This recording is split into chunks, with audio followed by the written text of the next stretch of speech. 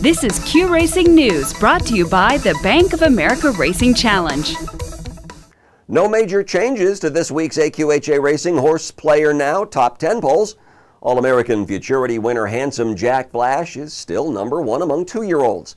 And multiple Grade 1 winner Last to Fire still tops among the 3 and ups. Remember, you can always see the latest weekly Top 10 polls at our website from mid-spring through the end of the year. Bloodhorse.com reports that the Fort Erie Live Racing Consortium has submitted a proposal to the Ontario government to continue live racing at the track for at least the next 3 years. The consortium is asking for $7.9 million per year to run 400 races, or $8.7 million to run 500 races for thoroughbreds and quarter horses. The agreement would also require Ontario to give 3 years' notice of cancellation. Money from the provincial government would help cover operating expenses and a purse fund.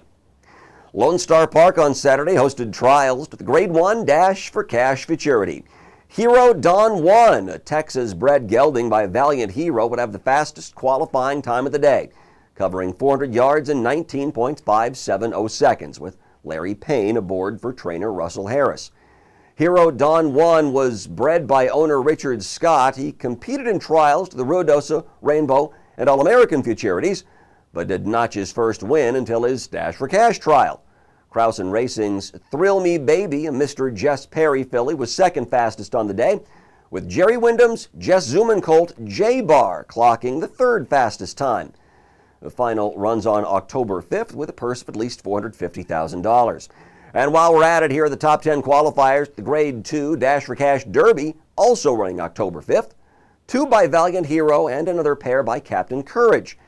Fastest qualifier Louisiana Corona beat second fastest Secret Courage by a neck in the second of 5 trials. Purse for the final will be at least $160,000. Fastest qualifier and 3-2 favorite Old-Fashioned Southern Girl dominated in the restricted Grade 3 New Mexico State Fair Breeders' Derby on Sunday at Albuquerque. The Southern Corona filly is running for breeder owner Rita Danley and trainer Fred Danley. Porfirio Cano is the jockey. Old-Fashioned Southern Girl was winless in her first 8 starts, but has now won 3 in a row. Final time was 20.002 seconds at 400 yards, but they were running into an 18-mile-per-hour headwind. Hialeah Park Racing Secretary Matt Crawford has released stall applications for the upcoming meet.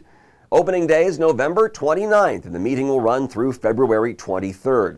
The schedule is highlighted by the $500,000 Hialeah Futurity, December 29th.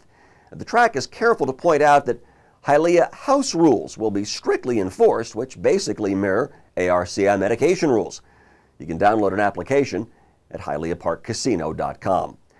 Heritage Place held its September yearling sale this past week, and pretty much all the numbers were up, including gross sales, average sale price, median average, and number of heads sold.